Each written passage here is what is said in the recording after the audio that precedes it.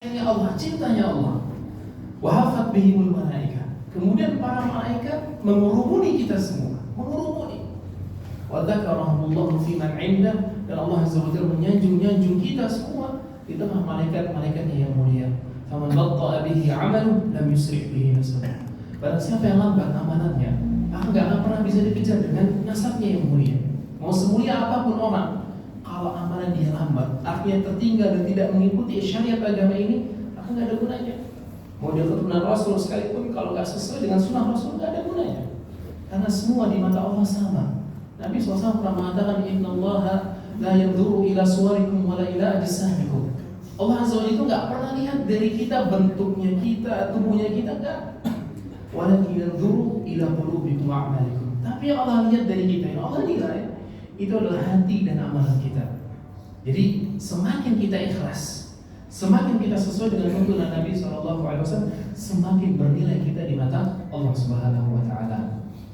Dan juga dalam sebuah hadis yang sahih juga, Nabi kita SAW pernah mengatakan, "Man salaka tariqan yaltamisu fihi 'ilman." Barang siapa yang menempuh suatu jalan yang ia tujukan untuk menuntut ilmu, sahalallahu lahu bihi tariqan ila jannah. Allah akan mudahkan baginya jalan menuju surga. Jadi secara tidak langsung kita semua yang hadir di majelis ilmu sekarang, pertama mendapatkan ampunan dari Allah Azza wa Jalla. Yang kedua, kita mendapatkan rahmat Allah. Yang ketiga, kita disanjung-sanjung Allah di tengah malaikat-malaikat yang mulia. Dan yang keempat, Allah Azza wa Jalla mudahkan buat kita jalan menuju surga. Kemudian di dalam hadis yang lain, di dalam riwayat yang lain dari Imam Ahmad, juga Ibnu Majah dan yang lainnya, dan hadis ini hasan, dinilai hasan oleh Syekh Al-Albani rahimahullah. Nabi SAW mengatakan, wa innahu yastaghfiru li talibil ilmi kullu syai'in man fis samawati wa man fil ardh. Sungguhnya akan memintakan ampun untuk para penuntut ilmu segala sesuatu yang ada di langit dan di bumi, hatta al-hitani fil bahr. Bahkan sampai ikan-ikan yang ada di dalam lautan itu memintakan ampun untuk para penuntut ilmu. Subhanallah. Ini keutamaan yang sangat mulia. Kemudian juga sebuah hadis yang kita juga tentang kehinaan kehidupan dunia ini. Nabi kita SAW pernah mengatakan, ad-dunya mal'unah. Dunia ini dilaknat sama Allah. Mal'unatun ma fiha. Segala sesuatu yang ada di dalam kehidupan dunia itu terlaknat. Illa, kecuali kata beliau, zikrullah, kecuali zikir kepada Allah. Wa ma wala, atau apa-apa yang mengantarkan kepada mengingat Allah. Aw alimun aw muta'alim, atau seorang yang alim, maksudnya mengajarkan ilmu, wa muta'alim, dan orang yang belajar ilmu. Subhanallah, diterkecualikan. Demikian juga Syekh Muhammad bin Abdul Wahab rahimahullah menyebutkan 4 perkara yang wajib kita ketahui. Yang paling pertama disebutkan adalah berilmu. Dan ilmu yang dimaksud adalah mengenal Allah, mengenal Rasul, dan mengenal agama Islam dengan dalil-dalilnya. Dan beliau berdalil dengan sebuah ayat yang kita semua hafal. Itu di surat Al-Asr. Wal 'asr innal insana lafi khusr. Demi masa, seluruh manusia itu dalam keadaan merugi, semuanya tanpa terkecuali. Kemudian Allah kasih pengecualian, illal ladzina amanu wa 'amilus solihati wa tawasaw bil haqqi wa tawasaw bis sabr. Kata Allah Azza wa Jalla, semuanya merugi kecuali 4. Orang yang beriman, mengerjakan amalan soleh, saling menasihati di atas kebenaran, dan saling menasihati di atas kesabaran. Ini maksud menasihati di atas kebenaran adalah menasihati tentang ilmu. Itu mengajarkan ilmu dan belajar tentang ilmu. Jadi utamanya sangat banyak tentang menuntut ilmu agama Allah Azza wa Jalla. Dan alhamdulillah atas izin Allah pada malam ini kita lanjut lagi pengajian kita tentang kitab Arba'in Nawawi. Dan syarah yang kita sampaikan selalu syarah yang sifatnya mujaz. Mujaz itu ringkas.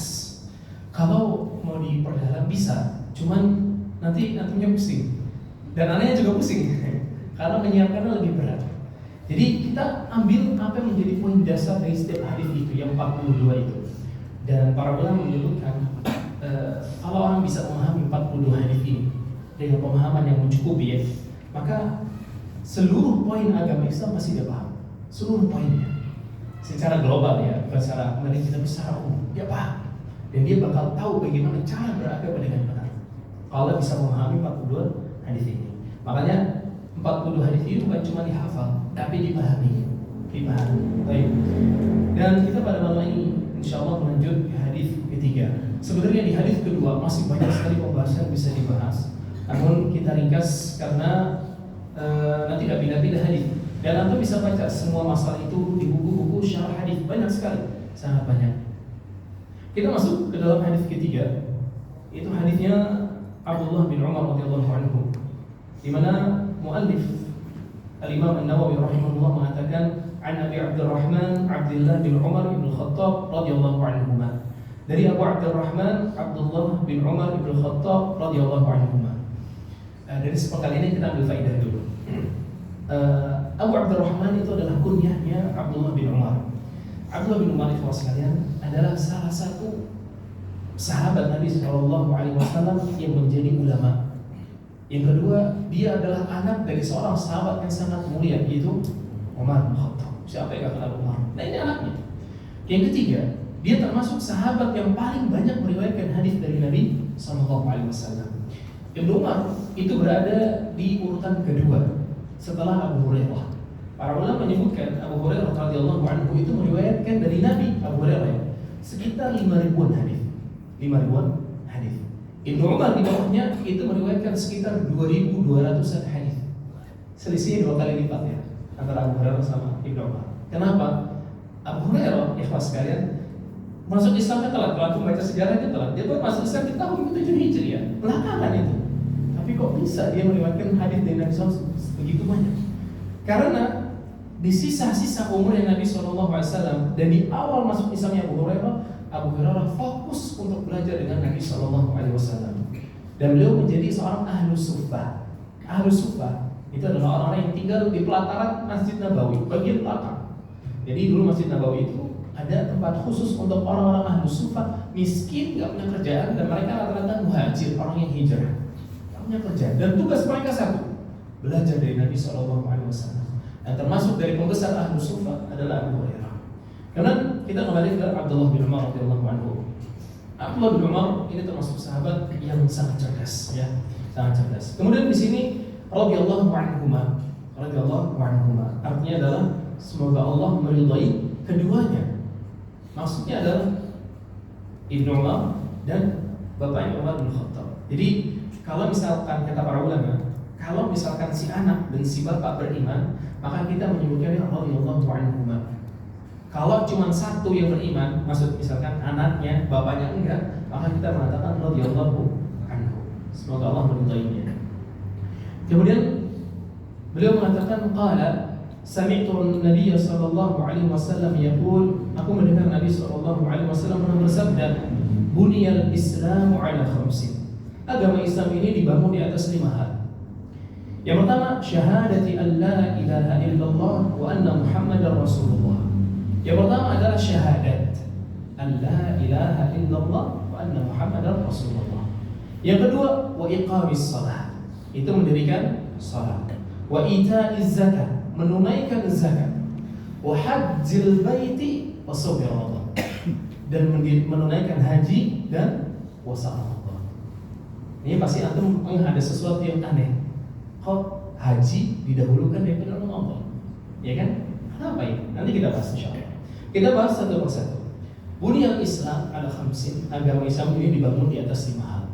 Ini sebenarnya adalah lanjutan dari hadis sebelum, maksudnya pembahasannya sama dengan hadis kedua.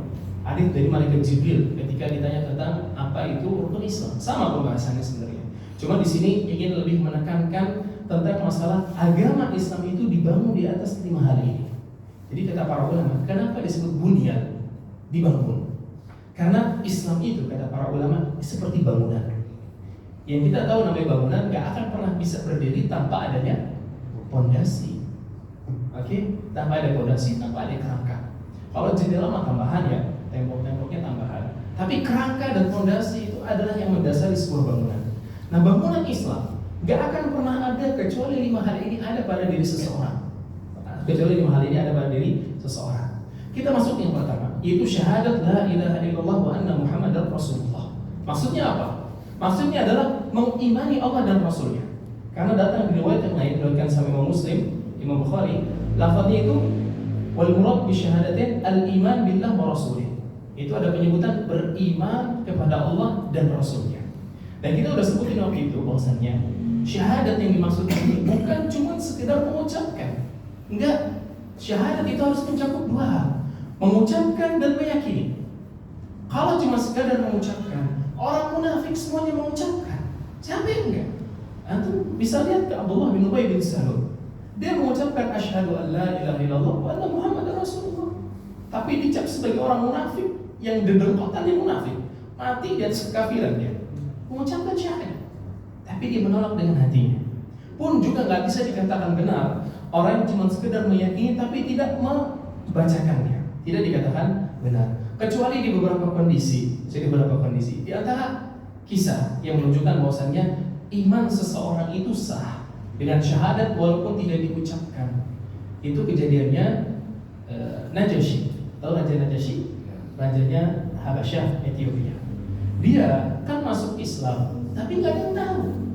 Kapan Nabi SAW tahu kalau dia itu masuk Islam?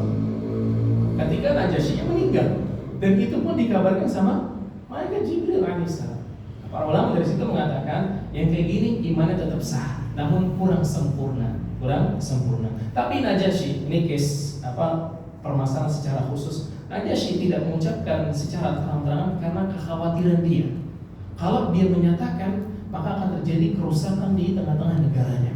Karena kan Najasyi dan Ethiopia notabene agama Nasrani, dan itu dilihat di situ. Sehingga dia menyembunyikan keimanan sampai dia mati. Dan Allah sudah mengecap di iman. Selesai pembahasan kita di situ. Nah, kita sebagai seorang muslim harus mengikrarkan keduanya. Dan alhamdulillah tiap hari kita mengucapkan asyhadu an la ilaha illallah wa asyhadu anna Muhammadar Rasulullah. Paling minimal dari mendengar azan kan ya. Kita kalau dengar azan kita dianjurkan bukan wajib ya. Dianjurkan untuk mengikuti sebagaimana muadzin mengatakan. Maka itu sebuah keutamaan yang luar biasa. Dan ketika para ulama menafsirkan firman Allah Azza wa Jalla di surat Al-Asy-Syarh, wa rafa'na laka dzikrak. Dan Muhammad, kami telah mengangkat penyebutanmu. Maksudnya adalah menyandingkan antara syahadat la ilaha illallah dengan wa anna Muhammadar Rasulullah. Jadi syarat orang masuk Islam harus mengucapkan dua hal ini. Dan waktu itu kita sudah sebutkan juga bahwasannya makna syahadat diantaranya adalah satu, harus mengikhlaskan. Maksudnya konsekuensi dari syahadat la ilaha illallah wa anna Muhammadar Rasulullah adalah satu, mengikhlaskan seluruh peribadatan kepada Allah Azza wa Jalla. Dan itu ada di ucapan kita la ilaha illallah. Dan yang kedua adalah mengikuti sunnah dan bimbingan Nabi SAW. Dan itu adalah konsekuensi dari anna Muhammadar Rasulullah. Sehingga dari sini kita bisa paham, tidak sah ibadah seseorang kecuali itu ikhlas murni karena Allah Azza wa Jalla. Dan tidak sah ibadah seseorang walaupun dia ikhlas kalau tidak mengikuti sunnah Nabi SAW. Dan harus berbarengan dengan keduanya, ikhlas dan mengikuti sunnah Nabi SAW.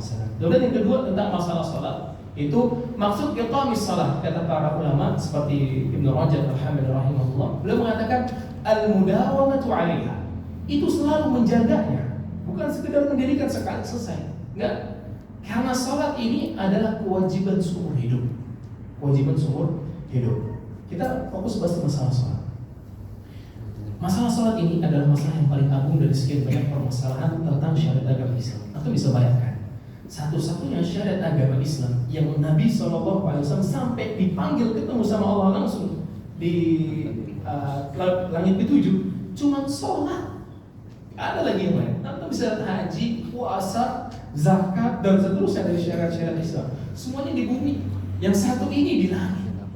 Ini kan berarti mulia banget ibadah, gak sembarangan. Sampai Nabi SAW dipanggil secara khusus untuk ketemu sama Allah, cuma untuk mewajibkan sholat 5 waktu. Subhanallah.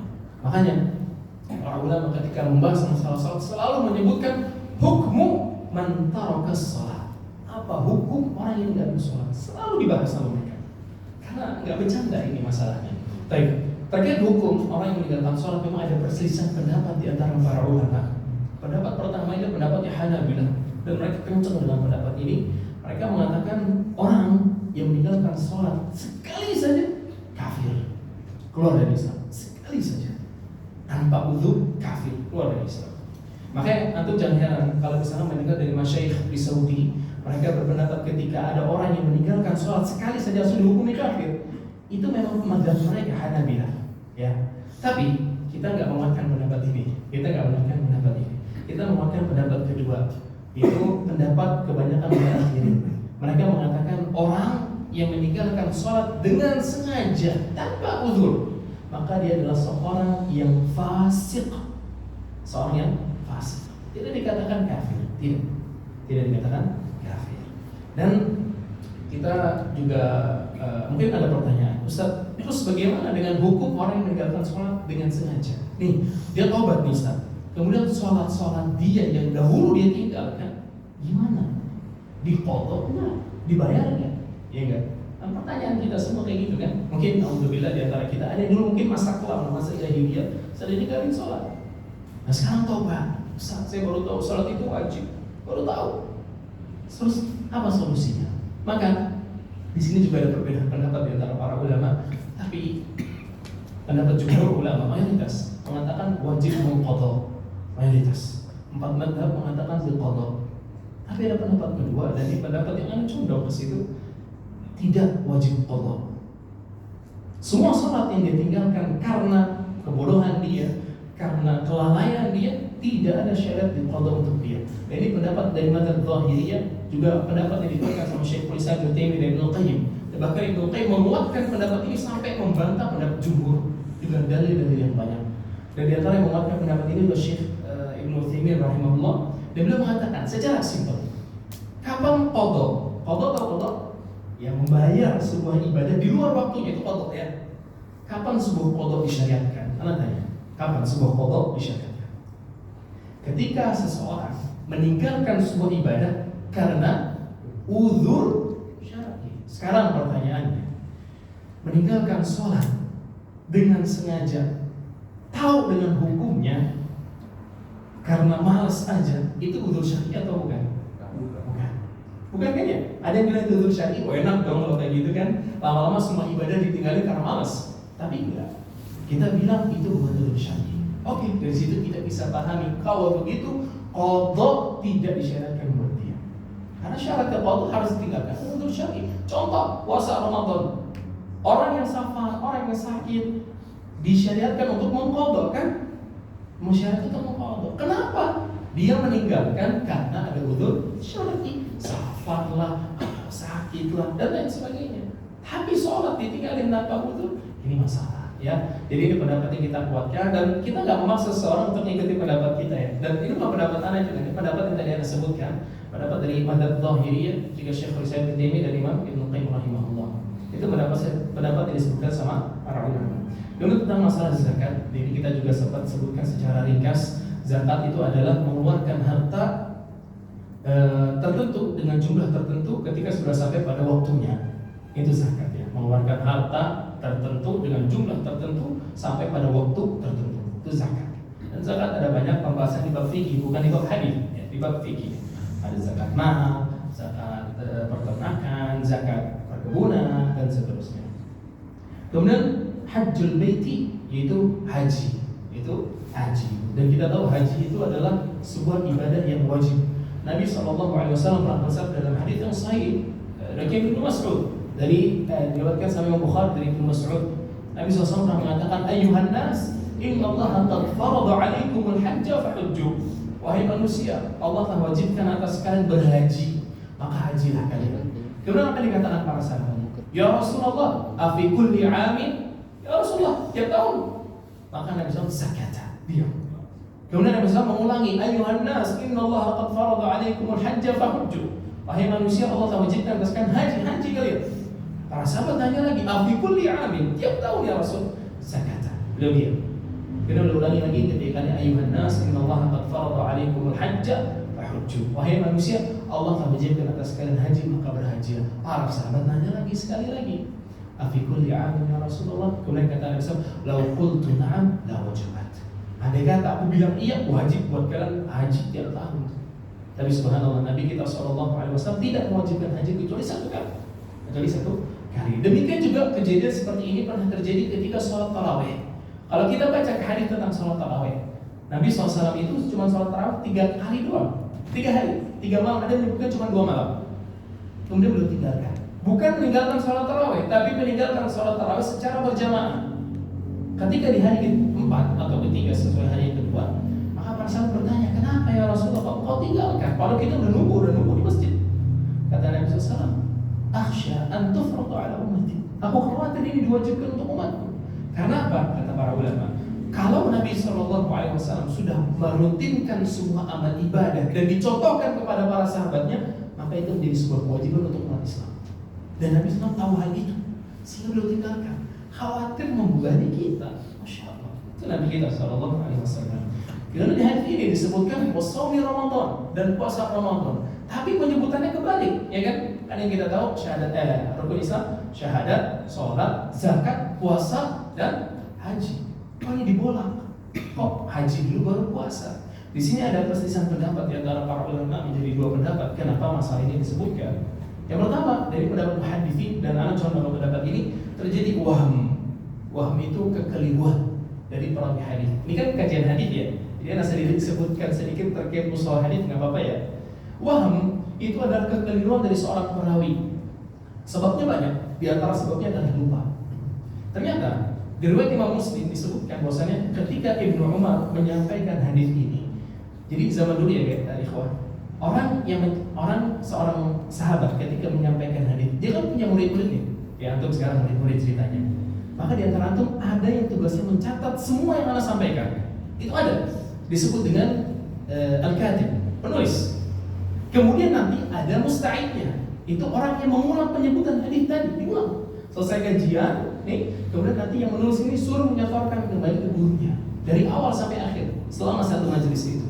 Nah, waktu si penulis ini menulis, ternyata ketukar dia nulisnya wa hajjil baiti wa shaumi Ramadan. Dia nulisnya dan haji juga puasa Ramadan. Maka kata Ibnu Umar, jangan tulis kayak gitu. Tulislah puasa Ramadan dan haji. Dan begitulah aku mendengar Nabi SAW bersabda. Ini terjadi namanya waham, kekeliruan. Dan ini tidak masalah, karena tidak merubah makna, hanya terjadi perbedaan penyebutan urutan saja. Dan ini juga kan semuanya wajib ya, kita tahu ya, semuanya wajib. Itu terkait ilmu hadisnya. Semoga masih connect ya. Baik. Sekarang, terus apa fungsinya penyebutan hadis ini setelah penyebutan hadis Jibril?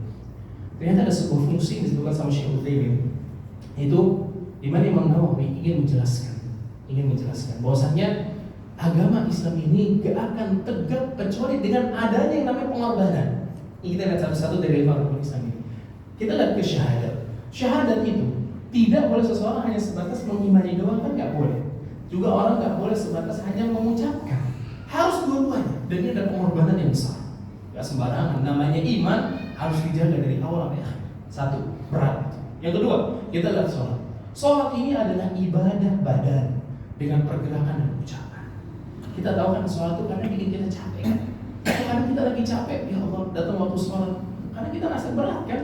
Manusiawi, tenang aja itu manusiawi kalau ada yang manusiawi. Tapi di sinilah ujian terjadi. Kamu sudah mengatakan asyhadu an la ilaha illallah wa anna Muhammadar Rasulullah. Sekarang ujian ini datang. Kamu wajib sholat. Gimana kamu mempraktekannya? Kamu menaati atau enggak? Kalau kamu nanti berarti kamu benar, jujur dengan syahadat kamu, ya kan? Dan sholat itu, alhamdulillah ya, sholat buat orang yang beriman adalah penyejuk pandangan, ya kan? Sebagaimana Nabi SAW bersabda dalam hadits riwayat Imam Abu Dawud, wa ju'ilat qurratu 'aini fis shalah. Allah jadikan penyejuk pandanganku di sholat. Dalam riwayat Imam Nasai, Nabi SAW pernah berkata kepada Bilal bin Abi Rabah, beliau mengatakan, ya Bilal, arihna bis shalah. Wahai Bilal, istirahatkan kita dengan sholat. Subhanallah. Allah jadikan sholat itu penyejuk pandangan. Nah, dari sini kita bisa paham ya kawan sekalian.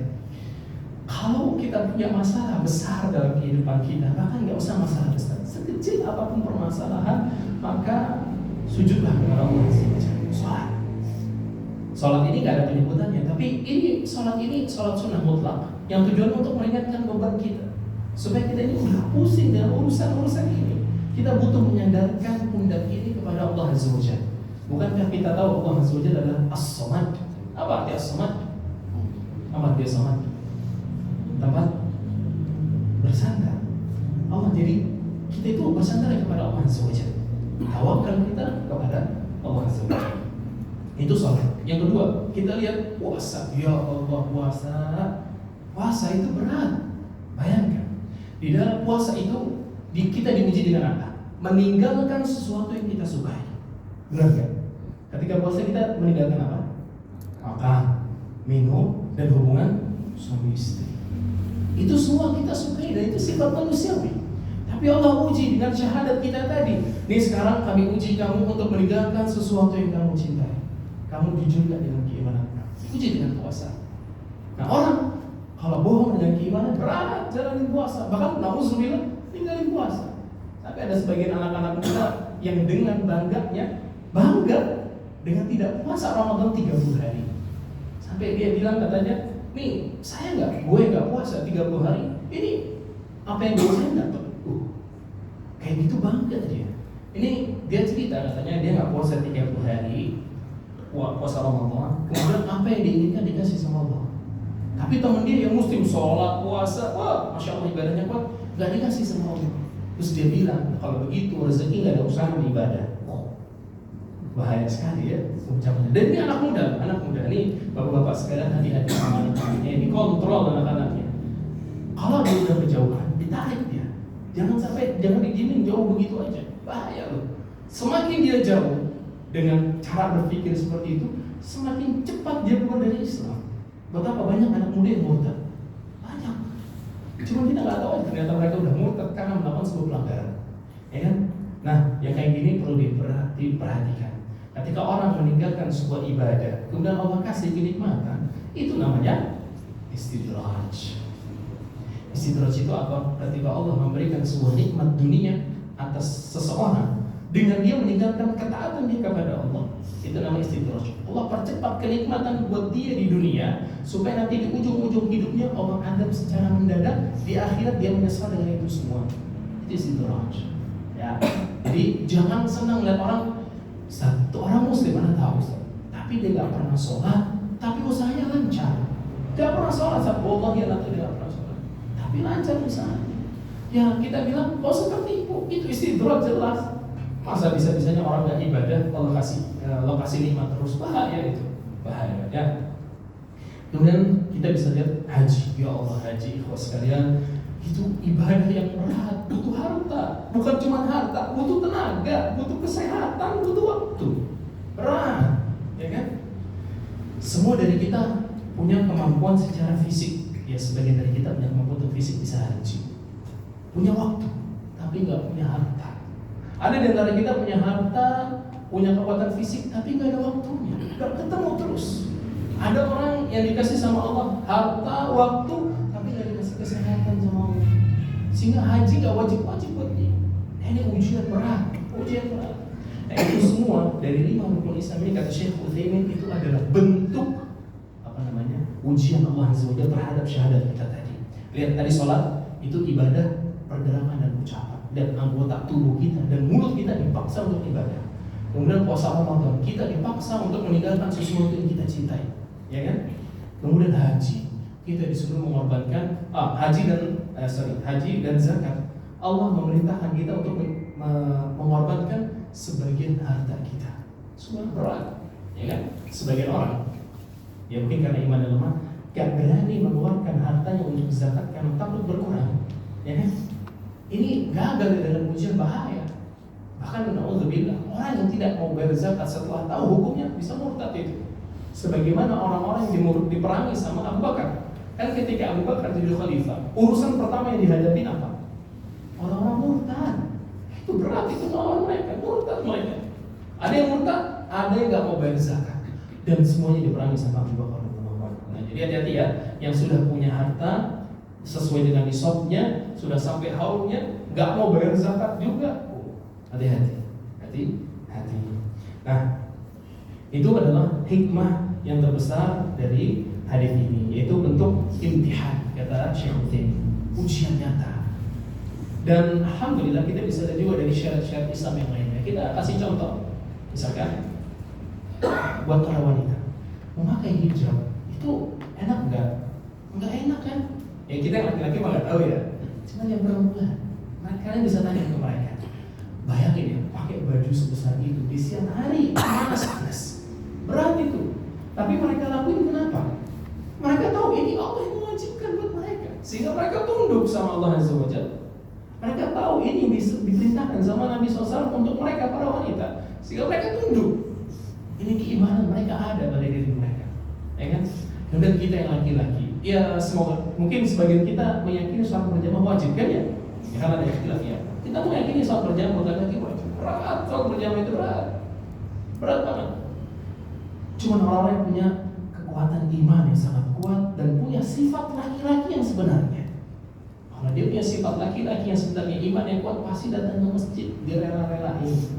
Ya, makanya ada sebagian orang yang olahraga kuat, lari puluhan kilo, angkat beban ratusan kilo, ngangkat selimutnya, angkat kuat, ngangkat matanya, pas lagi nggak kuat. Itu karena lemahnya iman. Jadi yang menentukan kita kuat atau tidak itu bukan cuma sekedar fisik, tapi keimanan kita. Bisa dilihat contohnya kepada jihad. Jihad itu ikhwah berat. Maka di antara kemuliaan yang Allah berikan buat para mujahid apa? Tidak diuji dengan fitnah kubur. Nggak ditanya sama malaikat munkar nakir, ya kan? Itu keutamaan. Kenapa? Nabi SAW pernah mengatakan, kafa bi barakis suyufi fitanan. Cukuplah kilatan pedang itu fitnah. Mungkin kita yang hidup di negeri-negeri aman kayak gimana, jangan ngerasain kekhawatiran tentang masalah-masalah itu, nyawa terancam dan sebagainya. Tapi orang yang terjun ke dalam peperangan tahu rasanya itu mengerikan. Dia takut, dia tahu kalau dia maju mati dia. Tapi dia lawan itu semua karena dia tahu ada pahala besar yang menunggu buat dia nanti. Jadi subhanallah ya.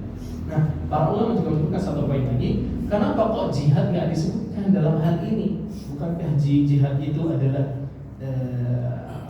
tingkatan yang paling tinggi dari peribadatan seorang hamba? Maka kata para ulama, iya, karena jihad hukumnya fardu kifayah. Beda sama 5 hal ini. Semuanya fardu. Itu kan beda fardu ain dan fardu kifayah. Fardu ain artinya kewajibannya mengikat ke setiap individu muslim. Kalau fardu kifayah itu wajib untuk sebagian orang. Kalau udah ditunaikan sama sebagian orang, gugur kewajiban ini kepada yang lain. Contoh fardu kifayah, pengurusan jenazah, sholat jenazah dan lain sebagainya. Kalau udah ada yang ngurus, gugur kewajiban yang buat yang lain. Tapi kalau ada satupun orang yang mau, maka semuanya kena dosanya. Itu fardu kifayah. Tapi mungkin ini secara ringkas tentang hadis ketiga dan semoga bisa dipahami ya secara ini sangat mendasar. Insyaallah di pertemuan selanjutnya kita akan lanjut ke hadis keempat dan semakin ke belakang semakin banyak ilmu-ilmu baru yang akan kita pelajari. Pertama nanti di hadis keempat ada permasalahan tentang masalah segala sesuatu ditentukan dengan akhirnya. Nah, jadi nantikan kajian selanjutnya ya tentang hadis keempat. Dan itu penting banget, itu penting. Nah, baik. Mungkin barangkali dari antum ada yang mau bertanya atau bagaimana, silakan. Ya, silakan. Assalamualaikum warahmatullahi wabarakatuh.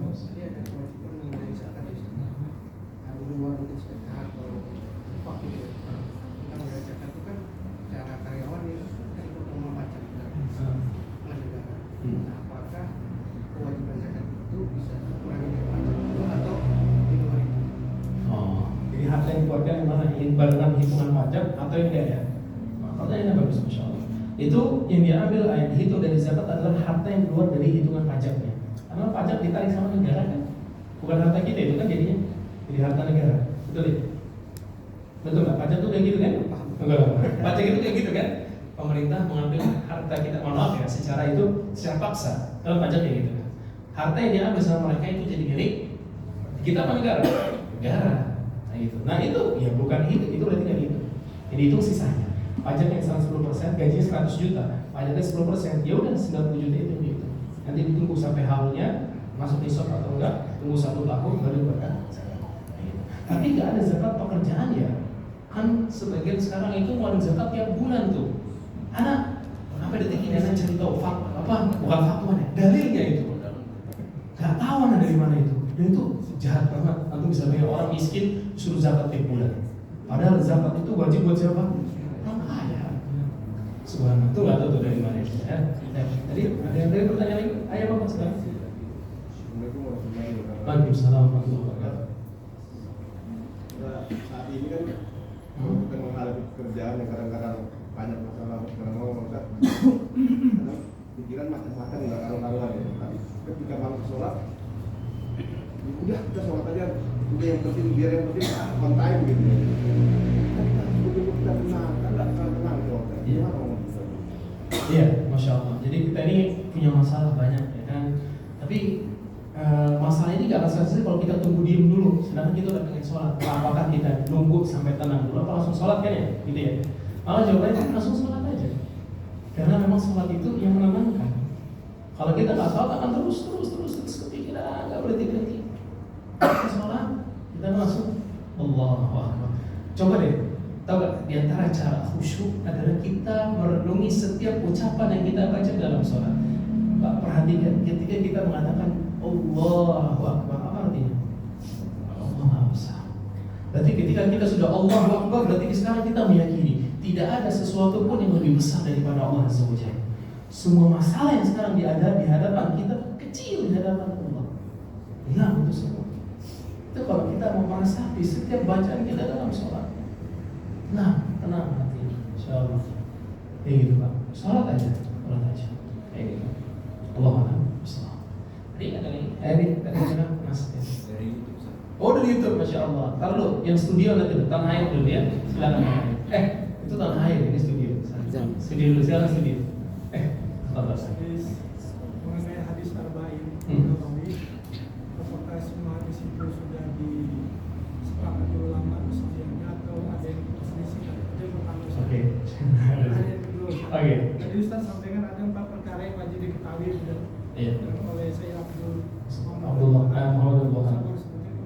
Oh iya. Oke, Masya Allah. Pertanyaan bagus.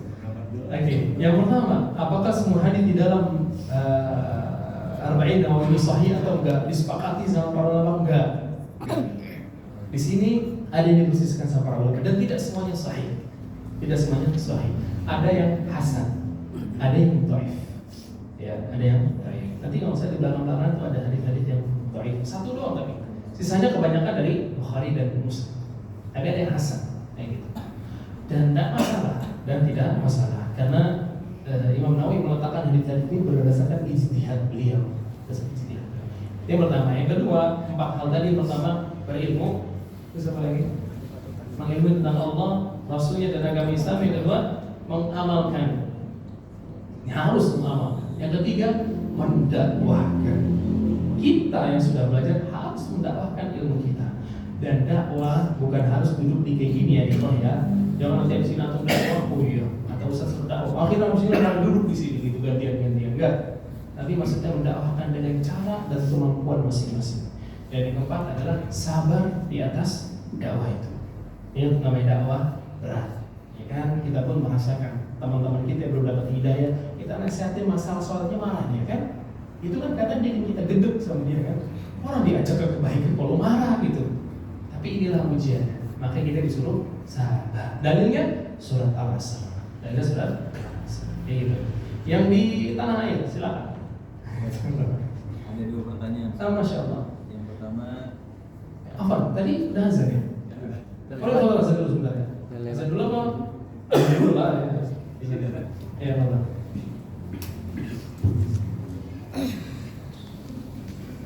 Allahu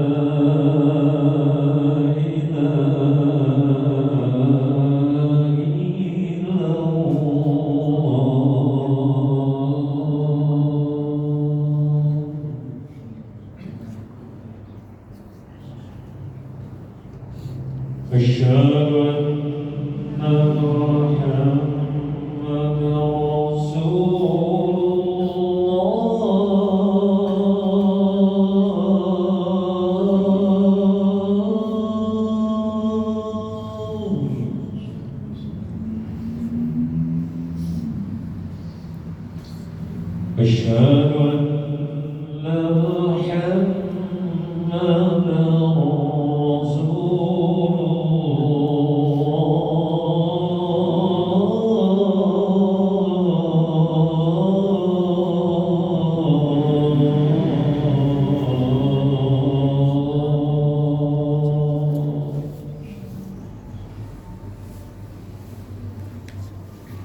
حي على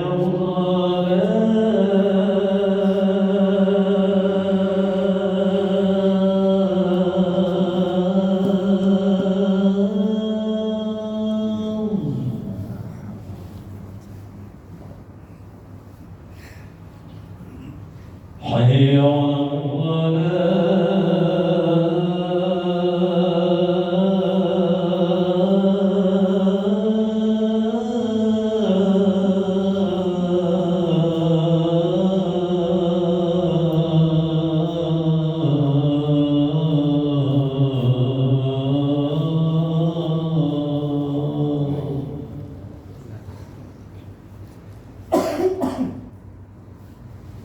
حي على الفلاح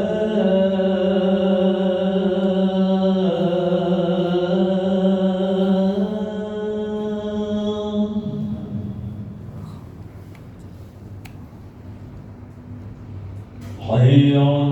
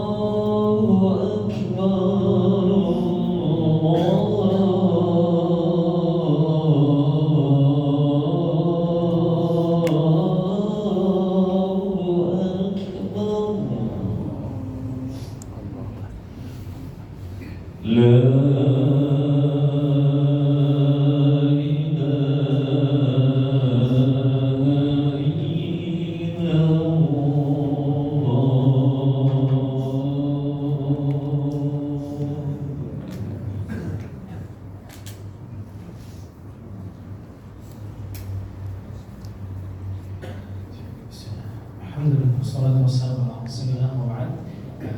Tadi Mas, pertanyaannya apa? Dari yang di tanah air. Haji itu kan susah sekali. Daftarnya sekarang mungkin baru dipanggil di umur 75 tahun. Kalau kita ikut umrah Ramadan, apakah hal itu bisa selalu sebaliknya dari awal atau pas terakhir? Saya bagus ya. Satu lagi. Satu lagi, apakah ada keterangan hadis yang sahih tentang kewajiban mengqadha sholat fardu yang sudah ditinggalkan? Saya paham terkait masalah haji. Haji kan problematika kita penduduk Indonesia. Kalau lewat haji reguler lama, ya kan? Puluhan tahun, bukan belasan, puluhan tahun. Tapi sebagai daerah 50, 60, 100 tahun katanya. Umur belum tentu nyampe, itu kan ya. Nah, terus bisa nggak kita ganti dengan umroh di waktu Ramadan? Kan kata Nabi SAW, kalau umroh fi Ramadan kahajjatin ma'i, kan? Hadis sahih karena sama Imam Muslim. Maka jawabannya, dapat pahala seperti haji iya, tapi tidak menggugurkan kewajiban hajinya. Ya. Jadi kita yang haji, yang umrah ketika Ramadan dapat keutamaan haji bersama Nabi, tapi tidak menggugurkan kewajiban hajinya, gitu ya. Terus gimana solusinya? Minta sama Allah kemudahan, semoga dilapangin hafalnya bisa berangkat haji furoda, gitu kan ya. Yang kedua terkait apakah ada keterangan tentang wajibnya mengqadha sholat yang ditinggalkan. Itu ya makanya mereka berdalil, pendapat jumhur ini, mereka berdalil dengan hadis sahih dari Nabi SAW. Nabi SAW pernah mengatakan, man nama aw nasiya an salatin falyusalliha idza dzakaraha, atau kama qala sallallahu alaihi wasallam. Barang siapa yang dia lupa atau tertidur dari sebuah sholat, maka sholatlah ketika dia lupa. Jumhur ulama berpendapat bahwasanya hadis ini diambil juga ditarik hukumnya kepada orang-orang yang meninggalkan sholat dengan sengaja. Kenapa? Kalau kata mereka ya, kalau tidur dan tidak sengaja saja diharuskan untuk membayarnya, apalagi meninggalkan dengan sengaja. Ini kata jumhur. Tapi ini dibantah habis-habisan sama Ibnu Qayyim rahimahullah. Enggak gitu cara memahaminya. Pemahaman yang tidak perlu Ibnu Qayyim, jadi pendapat yang kita kuatkan juga, enggak gitu cara memahaminya. Orang-orang yang tidur terus lupa, itu udzurnya syar'i, jelas. Ini meninggalin, kenapa ninggalinnya? Gitu. Itu kan Ibnu Qayyim, sangat simpel begitu. Kalau antum mau baca, bisa baca ke kitab lupa lagi Ibnu Qayyim di mana. Lupa judul kitabnya. Ada, kalau antum mau kan cari judul. Tapi kalau di Syekhul Islam antum bisa baca di ikhtiaratnya Syekhul Islam. Ikhtiaratnya Syekhul Islam. Allahumma shalli. Apa lagi pertanyaan? Ayo silakan Pak. Lupa itu termasuk uzur syar'i bukan, Tan?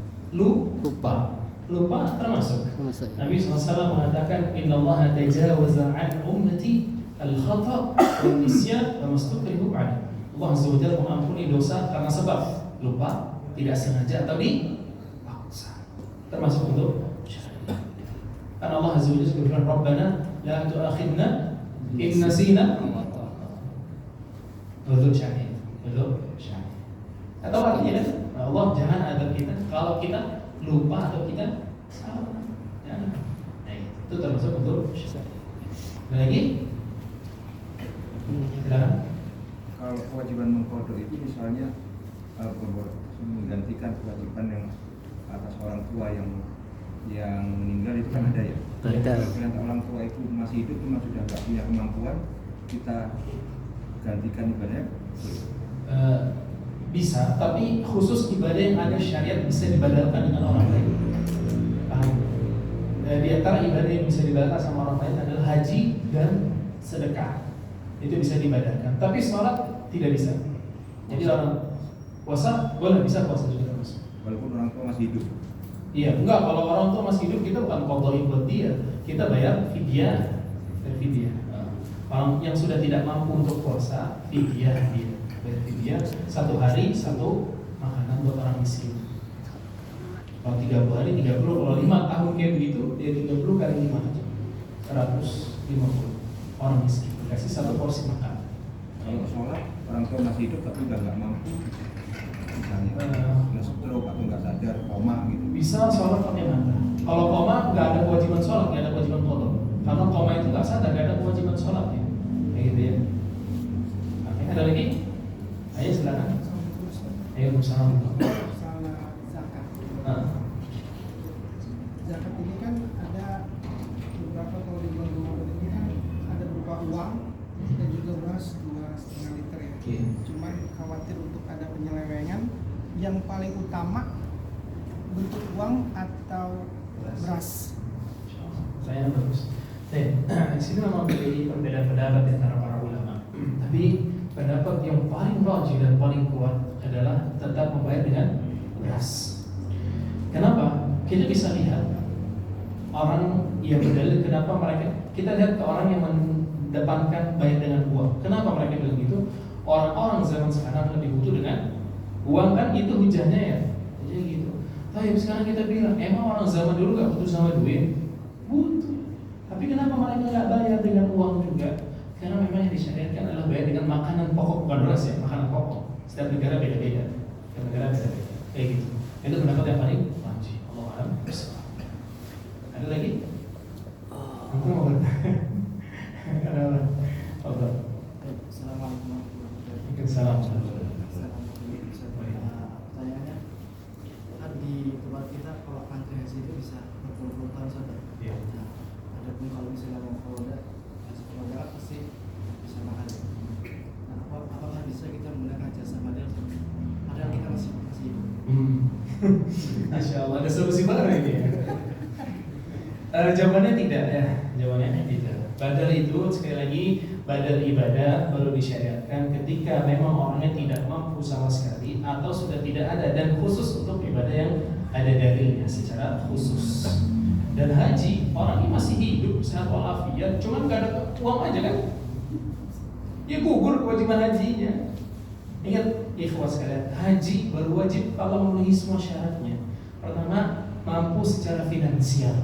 Secara finansial turunannya banyak sekali. Satu, ada bekal untuk kita sendiri dari makan.